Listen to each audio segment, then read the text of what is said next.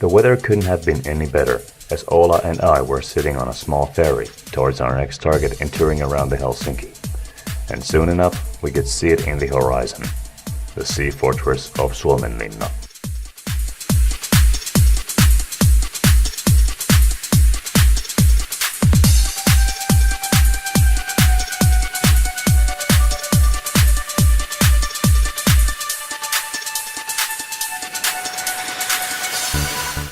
It was a windy day, but the sun was shining with a burning heat, so it didn't care about the breeze.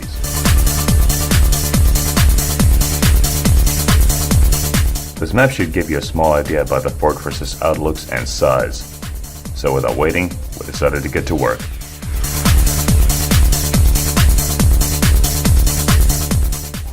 This here is my faithful cameraman Ola, which you have seen glimpses of in the earlier episodes. The situation is that both of us are very thirsty, so before we begin our tour, we're gonna get some drinks from this shop. Multiple road signs, making it easy for you to get lost. But why not take some juice and yogurt while waiting? Now to the serious stuff. Suomenlinna is an inhabited sea fortress built on 6 islands.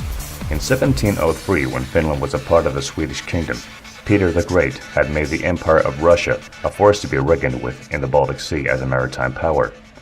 It posed a threat to the Swedish kingdom, which had been the dominant power there till then.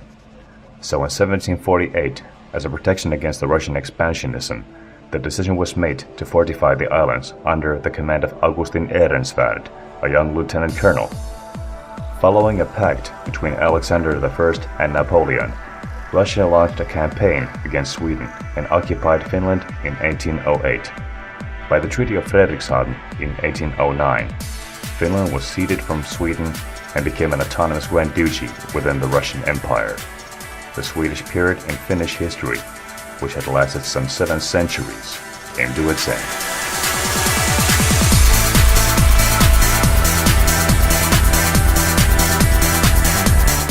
If you want to know more about the history of Suomenlinna, just search from Wikipedia. As you can see, standing in this crossing you'll have a hard time to figure out where you want to go. Just follow the mob.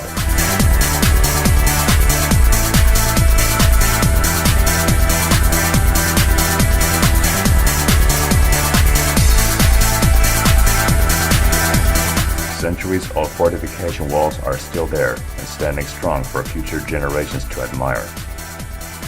Walking along them makes you feel like you have gone back in time in the old age. And when you climb onto the top of them, you are rewarded with a beautiful wide view towards the sea. Behind these trees and across the bridge is the second major island, which we were heading for next. We wanted to take a peek at the notorious dark corridors, see what challenge they gave us. To enter a place like this, you're going to need a flashlight.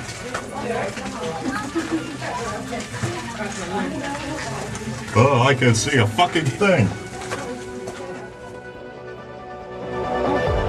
After 5 minutes of feeling the walls, we finally found our way into the light. But never go there on your own. One tourist was killed when he fell into a 30-foot pit inside one of the corridors. Before continuing our tour, we went straight to the southern tip of the island just to give you folks the most amazing sight ever viewed by the human eye.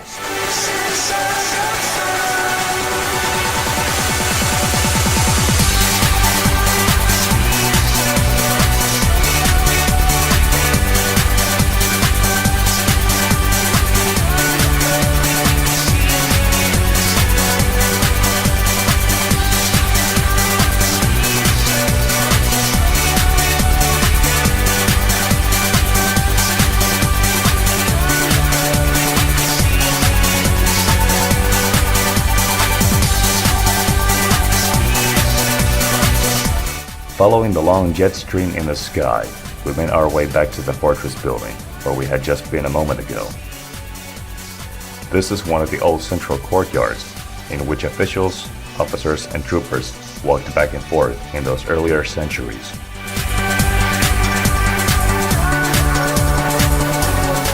What the hell was I thinking during this scene? Nobody wants to hear about some old portholes for soldiers to aim their rifles through. The viewers want to know about something more interesting. Aha! Now that's more like it. This is the only remaining submarine from the Finnish Navy during WW2, named as Vesikko. The steel coffin saw a lot of action in the Baltic Sea during the war, and finally, in 1946, she was decommissioned due to the Paris Peace Treaty. Eventually, she was turned into a museum, and there she is now.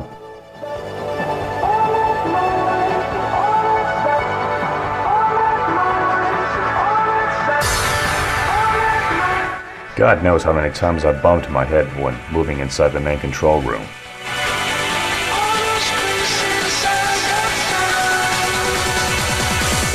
The old periscope, which unfortunately doesn't work anymore. And the small radio room for the communication officer.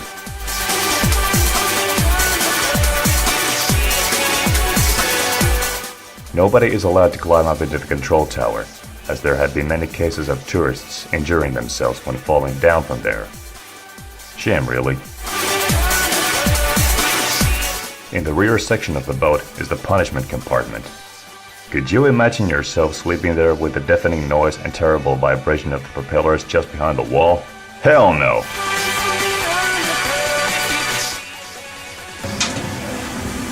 All hands fine! Dive, dive, dive! That was a big mistake. We got thrown out of the boat with a kick in the ass. But no matter, we decided to continue our tour anyway. Not much of a practical military base these days. Suomenlinna serves visitors and tourists the best, as perhaps the largest picnic site in the country. I wouldn't mind having a picnic here myself. I do need some friends for company though.